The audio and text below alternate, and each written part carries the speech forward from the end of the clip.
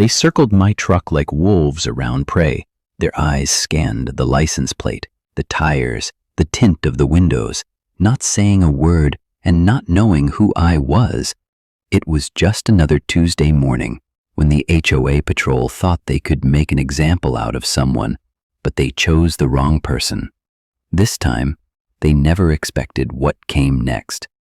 No one in that neighborhood had any clue that the man sipping coffee inside that truck was a federal judge. Not a retired one, not an honorary title, a sitting federal judge with the power to sign warrants, shut down departments, and file federal injunctions. So when they tried to tow my truck without warning, they set off a legal firestorm that would cost them everything. It all started 3 weeks before the incident. The HOA had been increasing patrols in the area after a few residents complained about work trucks being parked on the street. They claimed it made the neighborhood look commercial, even though every single vehicle was legally parked. One of those vehicles happened to be mine, a black Ford Raptor with federal plates, tinted windows, and paperwork for a court case I was reviewing that morning. I often parked it outside my house, under the shade of the elm tree right in front of my porch. I had done so for years without a single issue. But then the HOA changed leadership. A woman named Sharon took over as president, and with her came a wave of aggressive policies. She was the kind of person who saw authority not as a responsibility, but as a weapon.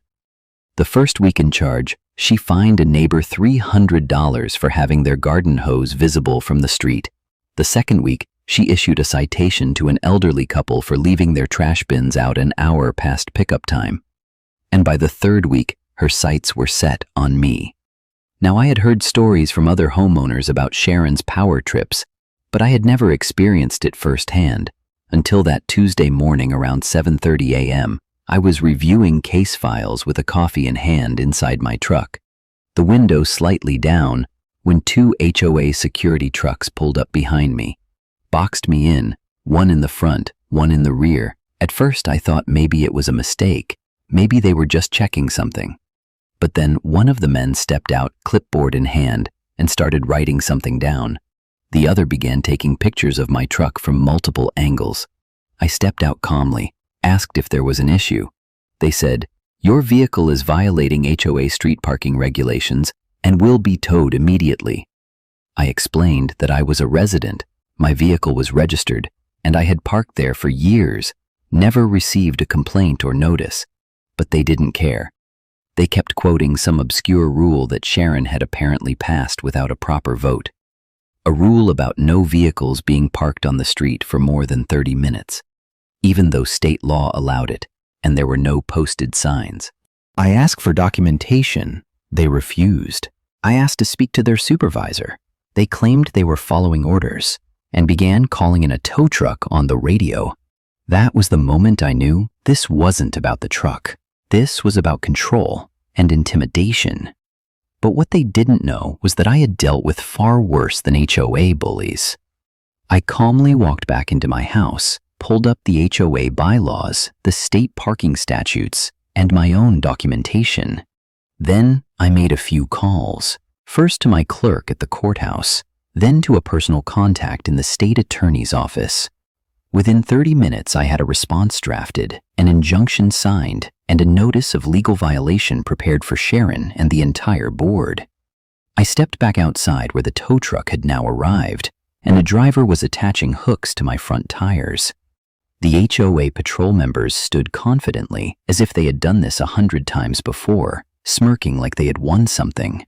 I handed one of them a printed document, a legal injunction preventing the removal of any property without due process, and notifying them that any attempt to do so would be in direct violation of federal law. They glanced at it, laughed, and said, "You can't scare us with paperwork." Then I showed them my federal ID badge. Their faces changed immediately. The smirks disappeared, replaced by panic, confusion, disbelief. They stepped back, started whispering. One of them got on the radio again. Suddenly, the tow truck driver froze, unsure of what to do. I walked over, unhooked my own truck wheels, and told the driver, You move this vehicle and you will be part of a federal investigation." He backed off without saying a word, packed up and drove away. Within the hour, I filed formal complaints against both patrol officers and the HOA board, citing abuse of power, illegal enforcement, and violation of federal civil rights statutes. I also initiated a temporary restraining order against further HOA action on my property until a hearing could be held. The next day, I received a call from Sharon, demanding that I withdraw my complaint. She tried to play it off as a misunderstanding, saying the officers were just following protocol. I replied, "There's nothing misunderstood about targeting residents without cause and acting outside the bounds of your authority." She hung up angry and within a day sent a violation notice to my home, listing fabricated infractions like grass being half an inch too tall and unauthorized window tinting on my second-floor bathroom, which didn't even exist. That was her attempt at retaliation. But what she didn't understand was that every move she made just added fuel to the legal fire I was building. I compiled everything: photos, timestamps, phone call recordings, security camera footage of the patrol officers trespassing and overreaching, even a neighbor's statement who had witnessed them laughing while planning to get my truck towed. I gathered it all and filed a federal civil suit not just against the HOA, but also against Sharon individually for harassment, targeting, misuse of authority, and reckless endangerment of a federal officer. The story began to spread within the neighborhood, first quietly, then quickly. Residents who had kept quiet out of fear started to speak up. They told me stories of similar harassment fines for minor things like leaving a flower pot on the front steps or having a flag too large on a pole. Stories of letters sent at midnight, citations that didn't match the bylaws, even physical intimidation by the HOA patrol, who were often just security guards hired by Sharon's cousin. The pressure on the HOA board mounted, especially when a local news outlet caught wind of the lawsuit. They published a story titled "HOA Targets Federal Judge, Now Facing Major Legal Blowback." Within hours, it was shared thousands of times online. Interviews were requested, and suddenly the entire community was watching. Within 2 weeks, subpoenas were issued to the entire HOA board. Their communications, phones, and internal records were demanded for review. It was discovered that Sharon had been using her position to target residents she didn't personally like, and had amended several rules without proper voting or record keeping. In one shocking email, she wrote, "We need to clean up this street image. No more blue-collar trucks, no more loud lawn chairs, no more kids' toys in the yard. This is not a trailer park." That email alone was enough to turn public sentiment completely. Residents organized a petition to remove the entire HOA board, including Sharon. Over 400 signatures were collected in 3 days. A community meeting was scheduled, and I was invited to speak, not as a judge, but as a resident who had been harassed and pushed to the limit. I stood before that crowd and laid out everything: the facts, the evidence, the abuse of power, the law they had broken, the fear they had created, and how none of it was acceptable. Not in our neighborhood, not in any neighborhood. It wasn't about my truck anymore. It was about the principle of living in a place where people respect each other, not dominate each other through fake rules and intimidation. The board tried to defend themselves, claiming everything they did was within their rights, but the documentation told a different story. At the end of the meeting, the vote was held, and Sharon, along with 4 other members, were officially removed from their positions, pending legal investigation. The civil suit moved forward slowly but steadily. Depositions revealed that the HOA had spent thousands of dollars in legal threats and enforcement actions over petty issues, while ignoring real maintenance and community needs. More than 70% of funds collected in the past year had gone into enforcing fines, not into community parks lighting or security, which were the actual concerns of residents. The court ruled in my favor on multiple counts, citing clear abuse of authority and malicious intent. I was awarded damages for harassment, emotional distress, and legal fees totaling more than $120,000. But more importantly, the judge ordered that the HOA undergo mandatory reform, including new elections, an external audit, and state oversight until further notice. The aftermath was massive. Local officials began looking into other HOAs across the county. Multiple neighborhoods reached out asking for help reviewing their bylaws and preventing similar abuse. Suddenly, the case wasn't just about one man's truck. It was about the rights of homeowners everywhere. Neighbors thanked me personally, some even cried, telling me how they had suffered quietly under the pressure of a board that forgot it served the people, not ruled over them. A woman told me her teenage son was threatened with a fine for playing basketball in their driveway. Another man said he stopped inviting guests over because they kept getting ticketed by the patrol. Things changed. The neighborhood became more united. The new HOA board implemented fairer practices, opened up meetings to all residents, and placed community over control. Sharon was barred from holding any administrative position in any housing organization within the state for 5 years and later moved out, quietly, without saying goodbye. I still park my truck in front of my house under the same elm tree every morning with a cup of coffee in hand and a quiet reminder that standing up matters. That one voice backed by truth and law can shift an entire community. And it all started because someone thought they could tow my truck without knowing who they were dealing with. But the real story wasn't just about the judgment, or the lawsuit, or the headlines. The real story was what came after: the silence. The neighborhood once run by fear had found a voice. Kids started riding their bikes again without getting whistled at by self-appointed patrol.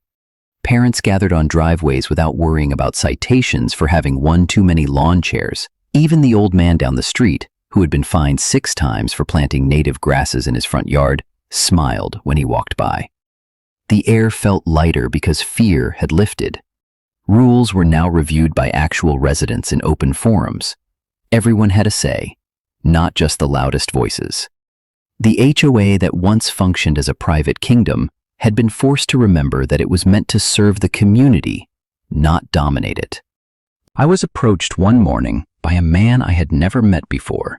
He said his name was Thomas and that his mother had been fined repeatedly for placing wind chimes on her front porch. He said she had stopped hanging them after she got a 3rd notice, but she missed them and cried quietly every time a breeze passed without music.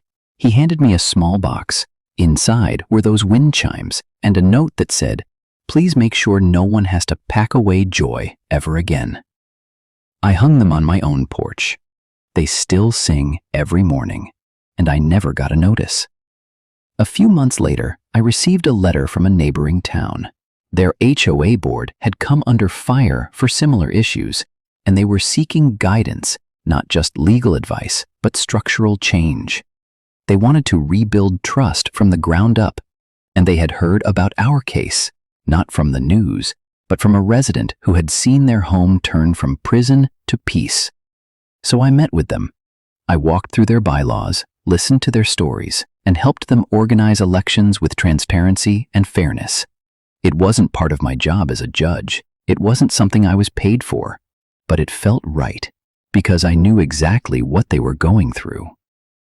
I visited 3 more communities that month, each with their own version of abuse, some more aggressive than others. One had hired a private investigator to monitor residents who complained too often. Another sent drones over backyards to document possible rule violations. It was absurd until you realized these were real people living in constant anxiety over where they parked their cars or whether their trash bin was rolled in on time. I wrote a detailed guide for homeowners explaining their rights, their limits, and what to do when their HOA turned hostile. It spread online faster than I expected. Downloaded, shared, printed, and discussed at town halls. I started getting emails from all over the country, from people who just wanted someone to tell them they weren't crazy, that it wasn't okay to be punished for having a different shade of blinds or for putting up Christmas lights too early. One email stood out. It was from a woman named Sandra, who lived in a retirement community in Arizona. She said her HOA had fined her for having too many bird feeders on her back patio. She sent a photo of her husband, a Navy veteran who had built a bird sanctuary during his recovery from surgery. It was his therapy, she said, and they were being charged $20 a day until they removed it. I called her and listened to everything she had to say. Then I connected her to a local legal aid group. The fines were dropped, and the HOA was warned by the state licensing board for elder harassment. That call reminded me why this mattered, why one small case could ripple across the country. Because every rule that went too far, every board that overreached, every neighbor that lived in fear, added up to a quiet epidemic of control disguised as order. Some pushed back saying HOAs keep neighborhoods clean and organized, and to be fair, they're not all bad. But power without accountability will always bend toward abuse. And that's where we come in, not to destroy structure, but to defend dignity, not to fight every HOA, but to remind them that rules mean nothing if they forget the people they're made for. By the end of that year, more than 20 communities had restructured their boards, 7 states had reviewed their HOA oversight laws, and a congressional committee had even begun drafting new legislation to clarify the limits of homeowner associations. Across the country, it wasn't just a story anymore.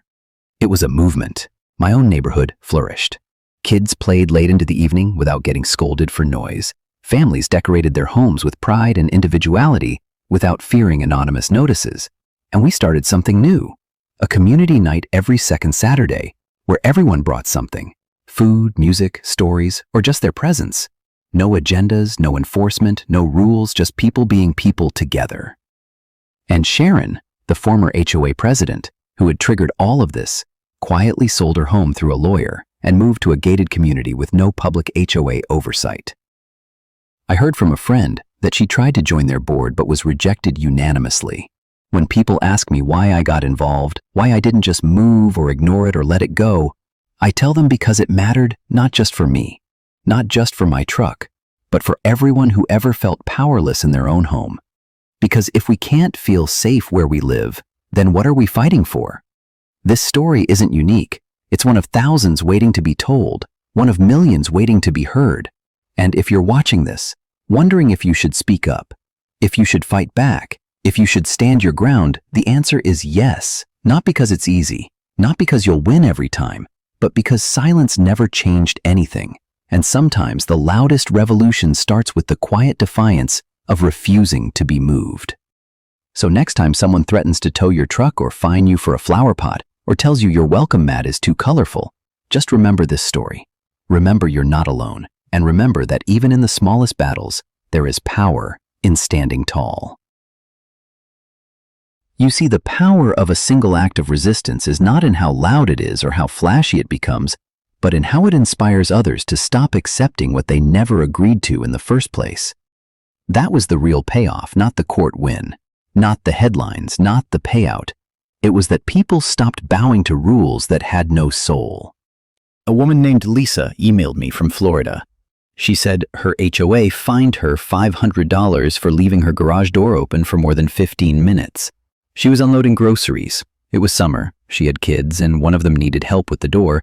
She stepped away and came back to a notice posted on her wall, like some kind of public shame marker. She said she cried. She felt small and stupid for something so human. I told her she wasn't alone, and I helped her write a letter to the board, quoting Florida state law and the HOA's own bylaws. Within 3 days, the fine was dropped, and she was issued a written apology from the board president herself. She printed it and taped it next to her fridge as a reminder that her home belonged to her, not them. And then there was George, a veteran in Texas, who planted an American flag in his yard, a large one with proper lighting and height. The HOA said it violated landscaping guidelines and demanded its removal. He refused, and they sued. He fought back and won, not just in court, but in legislation, because his case pushed a bill through that now protects the right to display the flag in all homeowner associations across the state. Every time someone stands their ground, it adds weight to the movement. Every protest, every letter, every legal challenge, it builds a body of proof that these issues are not isolated. They're systemic. This isn't about chaos or rejecting rules altogether. It's about fairness. It's about dignity. It's about the simple idea that no one should be punished for living their life in peace. One night I was reviewing letters when I found one from a boy named Malik. He was 13. He said he had watched his parents cry over a notice they received for parking their car on the street. Too many times, he said his dad worked late and came home exhausted and parked wherever he could. He asked if it was against the law to be tired. I didn't know what to say at first, so I wrote back and told him it wasn't against the law to be human, and that sometimes the rules are wrong, and that when they are, we have to speak louder than silence. We organized a town forum just outside the city limits, where residents from multiple neighborhoods came together, not to yell or scream, but to share and listen. More than 200 people showed up. Some brought their HOA notices, others brought photos or stories, or just the quiet need to feel seen. We didn't solve everything that night, but we started something bigger. We lit a fire, not of anger, but of awareness. And then came the surprise. News stations began covering our movement, not just as isolated events, but as a national trend. Investigative journalists started pulling data, compiling records of complaints, tracking how often HOAs overreached and what kinds of residents were most targeted. Spoiler alert, it was often the vulnerable, the elderly, the disabled, the single parents, the quiet ones who didn't know how to push. The data was damning, but the reaction was electrifying. Legislators who had ignored us before now started listening. Congressional staffers reached out for interviews. Cities began reviewing their HOA licensing and complaint processes. Attorneys offered pro bono services to residents who were being harassed unfairly. This wasn't just a local drama anymore. It had become a spotlight on a broken system. And people everywhere began demanding better. Back in my own neighborhood, we held our first official vote under the new community charter.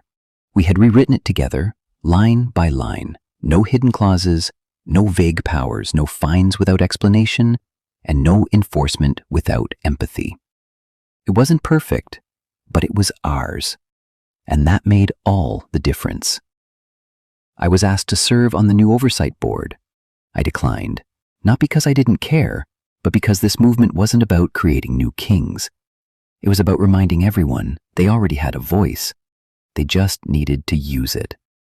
I continued helping other neighborhoods, mostly from behind the scenes, reviewing documents, advising on meetings, helping people find their courage, because that's what this was always about. Not winning, not suing, not punishing, but empowering. I watched a woman in Colorado stand in front of her HOA board and calmly dismantle their argument against her garden, one clause at a time. I watched a couple in Nevada get their HOA dissolved entirely after years of legal abuse. I watched a teenager in Ohio film a documentary about his neighborhood and how it healed after the board president resigned and apologized publicly for 10 years of harassment. These aren't just stories, they're proof that change is possible, that even the most entrenched systems can bend when enough people push. And most importantly, that fear only wins when we stay quiet. So here's what I want you to take from all this. Wherever you are, whatever your situation, if you feel like your home is not your sanctuary, if you feel watched instead of welcomed, judged instead of embraced, fined instead of heard, remember this story. Remember, you are not alone. There are others out there just like you, and more are joining every day. Some will speak, some will fight, some will simply refuse to move. But together, we create something louder than any HOA meeting, more powerful than any fine, stronger than any gate. We create community, real community, where people live, not just exist, where rules are guides, not weapons, where leaders are servants, not tyrants, and where everyone gets to be human again. This is not the end of the story. It's just the beginning, because for every neighborhood that finds its voice, 100 more are still searching. And maybe, just maybe, your story will be the one that helps them find it. The funny thing is, when you stop being afraid of the board, when you stop believing that their power is absolute, they start to shrink in your mind. They go from untouchable to uncertain, from giants to just people. People who make mistakes, lose elections, people who can be replaced. I once helped a retired teacher named Elaine. She lived in a quiet neighborhood with strict lawn regulations. Her HOA fined her twice for not trimming her bushes fast enough. Even though she was recovering from a hip surgery, the notices came with threats, liens, court talk. She was terrified and overwhelmed. But then we went through her HOA's rules line by line and discovered that the bylaws required a minimum of 3 warnings before a fine could be enforced, and Elaine had only received 1. We filed a complaint with the State Consumer Protection Bureau and sent a demand letter. The HOA backed off, the fines were dropped, and the board issued a statement saying their enforcement had been overzealous. Elaine didn't just win, she felt seen. She told me it was the first time in years she felt like her home truly belonged to her again. Another man named Devin reached out from Arizona. He had built a small pergola in his backyard to create shade for his kids during the summer. It was tasteful, safe, and not visible from the street. But the HOA said it violated design harmony and ordered him to dismantle it. He refused, and they fined him every week for 6 months until the total reached over $10,000. He fought back through arbitration and proved that the design review committee had approved similar structures in other homes with no issue. He exposed the bias and the selective enforcement. The arbitrator ruled in his favor. The fines were dropped, and the HOA had to revise their architectural guidelines to remove vague language. Devin said the best part wasn't the money, it was watching the board read the ruling aloud in front of the community, knowing that they could no longer hide behind their power. You see, that's the truth about these fights. They're not always about giant, dramatic courtroom moments. Sometimes they're quiet, steady wins that ripple out and change everything for the next person who dares to speak up. And yes, there were moments when I questioned whether all of this was worth it. The paperwork, the late nights, the phone calls, the exhaustion. But then I'd open an email like the one from Maria. She was a single mom in California who received a notice for drying her clothes on a line in her backyard. The HOA said it ruined the aesthetic of the community, but Maria couldn't afford to run a dryer every day. Her electric bills were already too high. She asked me what she should do. I told her to keep the line, and we filed a challenge under California's right to dry law, which protects exactly that kind of behavior. The HOA didn't just back off. They ended up installing a community bulletin to remind residents of their rights. Maria cried when she saw it. She said it made her feel like she mattered again. These are not just HOA stories. They're human stories. Stories of dignity, stories of standing up when sitting down is easier. Stories that remind us laws are supposed to serve people, not trap them. And I think about my own neighborhood, how different it looks now, not just on the surface but in spirit. The gates are still there, the speed limit still posted, the trash days still observed. But the fear is gone, the silence is gone. People talk now, they wave, they show up to meetings, they vote, and they question what used to be accepted without thought. And every time I get a new message from someone saying they thought they were alone until they found our videos or joined our forum, I remember exactly why this matters. Because home should never be a battlefield. It should be a refuge. It should be the one place where you are free, where your kids are safe, where your life can unfold without the constant weight of threats and fees and surveillance. If even one person feels that again because of this movement, then every word, every video, every fight has been worth it. And so, to you watching this now, maybe you've been fined, maybe you're afraid, maybe you've been threatened or silenced, or made to feel like your house is not your own. You're not alone, not anymore. There are thousands of us out here, ready to stand with you, ready to help you write that letter, ready to attend that hearing, ready to tell you what they won't, that you have rights, that you are not powerless, and that sometimes the bravest thing you can do is say no, not here, not anymore. We're building something, not just a channel, not just a movement, but a revolution in how we think about ownership, in how we fight for our homes, and in how we remind the people in power that they answer to us, not the other way around. So if you're ready to take that first step, if you're ready to stop being afraid and start being heard, then welcome, you've already started, and we're with you all the way. The day I realized that our channel was more than just videos was the day an elderly veteran named Thomas called me. He had served 22 years in the Navy, bought his home with the intention of living out his retirement in peace, but his HOA decided to make an issue over a small flagpole he had placed in his front yard to fly the American flag. They sent him a warning letter, demanding he take it down, citing height restrictions and landscape uniformity. But Thomas was adamant that it was his right to display the flag he had fought to defend.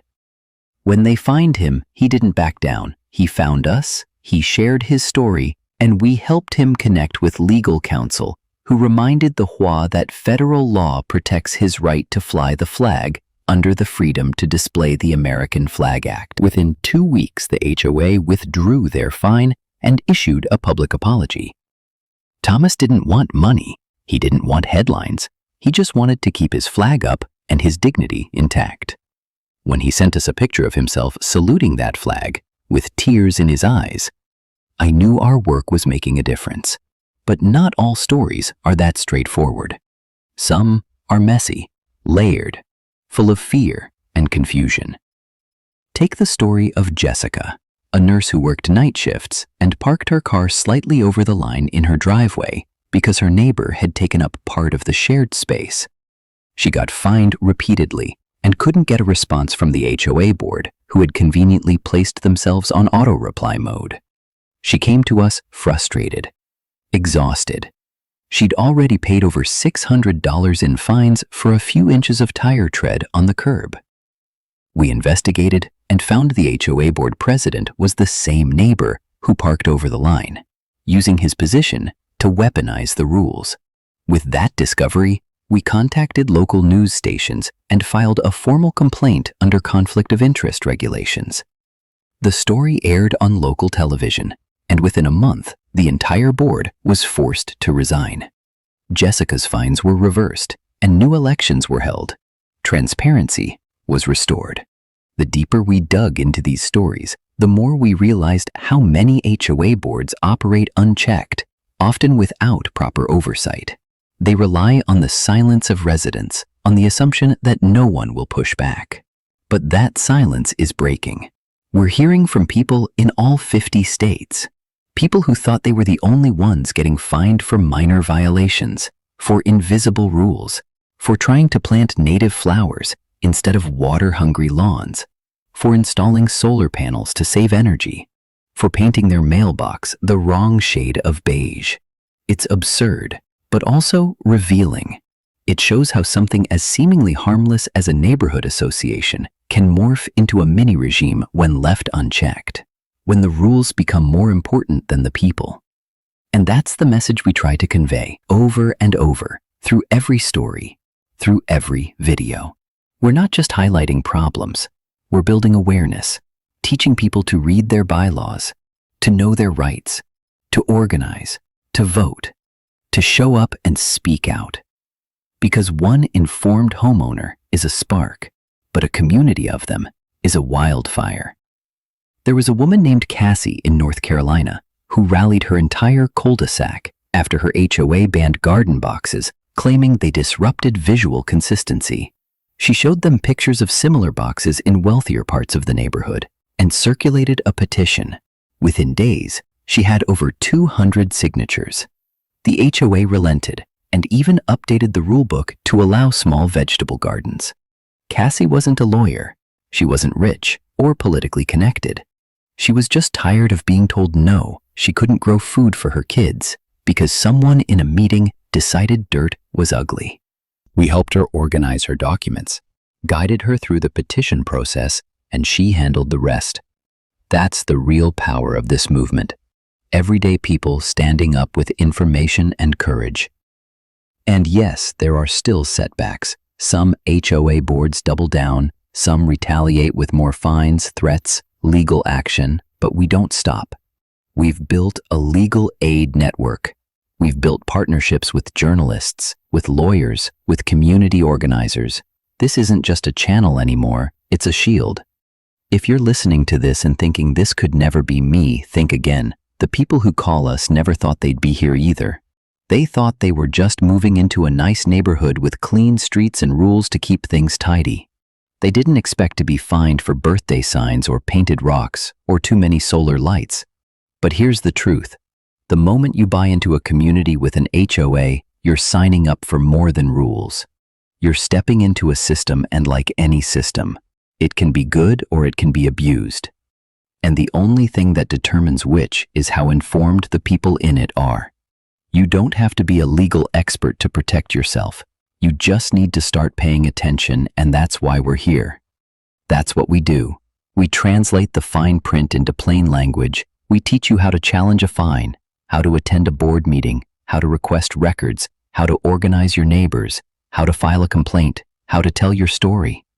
Because the more stories we tell, the less power they have to hide. The more sunlight we shine on these abuses, the less they can pretend it's just about community standards. It's not about lawn length or mailbox colors, it's about control. And we are taking it back. One voice, one video, one homeowner at a time. And to all the HOA boards watching this video, to the ones who serve with integrity and fairness, we salute you.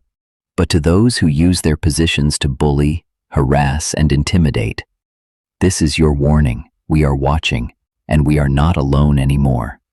We are coming armed with knowledge, with unity, with justice, and above all, with the voices of thousands of people who are done being silent, done being afraid, and done being pushed out of their own homes. This is not just a story, this is a movement among the many stories that have defined our mission. Perhaps none struck deeper than the call we received from a man named Elijah, a single father of 2 daughters living in a small Texas subdivision. He had received a letter from his HOA stating that his backyard swing set violated the aesthetic standards of the community. They claimed it was an eyesore, that it posed a safety hazard, and that it had to be removed within 7 days. But here's the truth. That swing set had been there for 3 years. It was well maintained, freshly painted, and safe. His daughters used it every afternoon after school. It was more than metal and bolts. It was their escape, their joy, their piece of the world. When Elijah asked for an explanation, the HOA responded with a fine $300 per week until the swing set was gone, and no one from the board would meet with him or provide clarification. He came to us not for sympathy, but for help, and what we found was chilling. The HOA president had recently installed a high-end swing set from a premium vendor, one that he was quietly selling to neighbors at a discount. Elijah's home didn't have the fancy branded logo on his swing set, and that was enough to make it a problem. We shared Elijah's story. We showed the world pictures of the swing set and the biased enforcement. We got local parents involved, neighbors who knew the family and had seen the girls playing there every day. In less than 48 hours, the story went viral. The HOA backed down, but the damage was done, and the board was investigated for unethical conduct. Elijah never wanted revenge. He just wanted fairness, and for his daughters to be able to swing under the sun without fear of bureaucracy stealing their joy. His story echoed far beyond his neighborhood. We started getting messages from families who had been told their trampolines were too noisy, their chalk drawings were graffiti, their backyard tents during summer were unapproved structures. And each time it came down to the same thing, not about safety, not about aesthetics. It was about control and conformity enforced by a small group who decided their version of perfection was more important than personal freedom. But here's the miracle part. Each story we told, each homeowner who stood up lit a spark, and that spark spread across cities, states, and communities. People began to realize they weren't alone, and more importantly, they began to resist, not with aggression, but with action. They filed appeals, attended meetings, ran for board seats, and won. They began rewriting rules to protect rather than punish, to support rather than suppress. And it didn't stop there.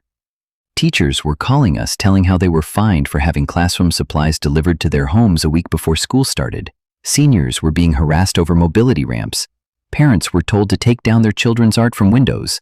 So we launched our Resource Hub, a central space where people can download templates for challenging fines, guides for understanding their HOA documents, checklists for organizing neighborhood petitions, and sample letters for requesting board meeting minutes and financial reports. It wasn't just about the horror stories anymore.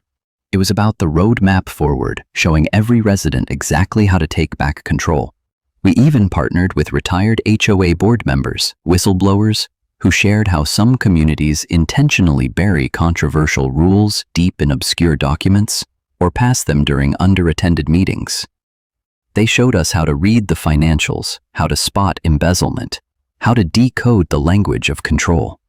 And you'd be shocked to know how many violations aren't legal at all. But people pay anyway because they're scared or they don't know their rights. And that's exactly what bad boards count on: your silence, your confusion, your fear. But we are shattering that strategy with one thing they can't suppress: the truth. Because when it comes to these battles, information is the sharpest weapon, and unity is the strongest shield. The story of Nora from Phoenix is a perfect example. She was fined for installing a wheelchair ramp for her mother, who had recently moved in. The HOA claimed it was a structural alteration that violated property design codes, but under the Americans with Disabilities Act, Nora had every legal right to build that ramp. We connected her with an advocacy group, and within a week, the HOA retracted the fine and updated their policies. But what made Nora remarkable was what she did next. She ran for the board and won. Then she began systematically auditing and rewriting policies to ensure no one else would go through what she did. Today, her community is one of the most inclusive in the state, and it started with a single ramp and the courage to speak up. These stories aren't random. They're everywhere. They're growing. And every time we raise our voice, another homeowner realizes they are not powerless. They're not isolated. They're part of a wave. And this wave is not slowing down. Not until every HOA knows that their power must come with transparency, with accountability, and with compassion. Because a neighborhood should be a place of peace, not persecution. A place where your children laugh without fear of a citation. A place where your backyard is your sanctuary, not a battleground with petty tyrants. And let me say this loud and clear. To the boards who weaponize their power, who issue fines in secret meetings, who shut down questions and retaliate against dissent. We are watching, and we are not going anywhere. We've helped shut down corrupt boards. We've helped recall presidents who hid budgets. We've taken them to court, and we've won. Not with violence, but with truth. Not with fear, but with facts. Not with hate, but with a deep love for justice. This channel, this movement, this mission is just getting started. We are here for every swing set, for every garden, for every ramp, for every flag, for every chalk drawing, for every family and every individual who just wants to live in peace. And to the watchers who are part of an HOA, who think this is exaggeration, just ask yourself this: why do so many people feel scared to speak up if everything is fair? Why do they whisper their frustrations if everything is equal? The answer is simple. It's not equal. Not yet, but it will be. Because together, we are rewriting the story of homeownership. Not just for today, but for generations to come. The transformation was not only about fighting back, but about building forward. New stories began emerging. Stories of communities reimagined, rebuilt, and reconnected. Not by boards, but by neighbors, tired of conflict and ready for collaboration.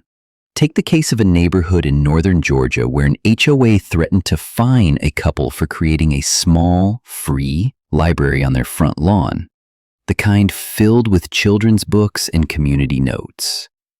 They argued it was unauthorized construction and a visual nuisance. The couple, heartbroken but not broken, reached out to us. We told their story, not just with anger, but with hope. We showed the children who borrowed those books and the elderly residents who left letters of encouragement. We showed the ripple effect of kindness, and we asked one simple question. Who decides what a neighborhood should be? The story exploded nationwide. Book authors, teachers, librarians, and parents rallied behind them. Petitions flooded the board inbox. The local media covered it, and the HOA finally reversed its stance. But something else happened too. Across the country, hundreds of free libraries sprang up overnight, inspired by one couple's kindness and courage. It wasn't just about the fight. It was about the future. It showed that when we create spaces of joy, we give others permission to do the same. Our mission grew beyond exposing the bad. It evolved into spotlighting the good. We began highlighting HOA boards that embraced transparency, held open meetings, shared their budgets publicly, and worked with residents rather than against them. Because the truth is, not every HOA is corrupt, but every HOA must be accountable. And when we celebrate the boards that get it right, we raise the standard for everyone. Like the neighborhood in Ohio where the HOA launched a community garden with shared maintenance days and free produce for seniors. Or the board in Colorado that waived fines during the holidays and hosted open forums where residents could ask anything with no restrictions and get real answers. These are not fantasy stories. They are real, and they are proof that power does not have to be abused. It can be shared. And when it is, communities flourish. We also began working with legal experts to create the Homeowner Defense Kit, a digital toolkit with state-specific guides, video breakdowns, and real success stories covering how to file complaints, challenge illegal rules, demand transparency, and even how to organize peaceful recalls. The toolkit is free, and we update it regularly because knowledge should never have a price tag. When your home is on the line, and more importantly, because every story we tell comes with action. We've also partnered with former city council members to help communities understand how local ordinances intersect with HOA authority, because many residents don't realize that their rights go beyond the HOA covenant. They are protected by city, state, and federal law. We've built an entire team behind the scenes: researchers, advocates, editors, lawyers, and volunteers, all working to turn this movement into a machine that empowers not just homeowners, but renters, caretakers, and the elderly. Our team recently helped a disabled veteran who received notice that his patriotic garden display was in violation of color harmony rules. We helped him challenge the citation.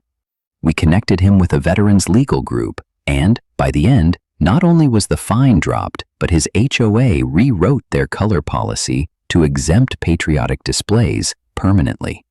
It's not just about pushing back, it's about pushing forward, shaping a system that reflects the people, not just the papers.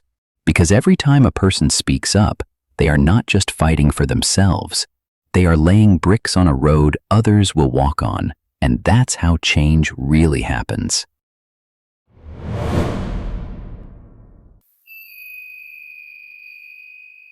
Not overnight, but step by step, voice by voice, brick by brick. The emails we receive every day have turned from cries of desperation to declarations of courage. People writing to say they filed their first appeal, they spoke at their first meeting, they got their first fine overturned, they inspired their neighbor to run for a board seat. This is how we win.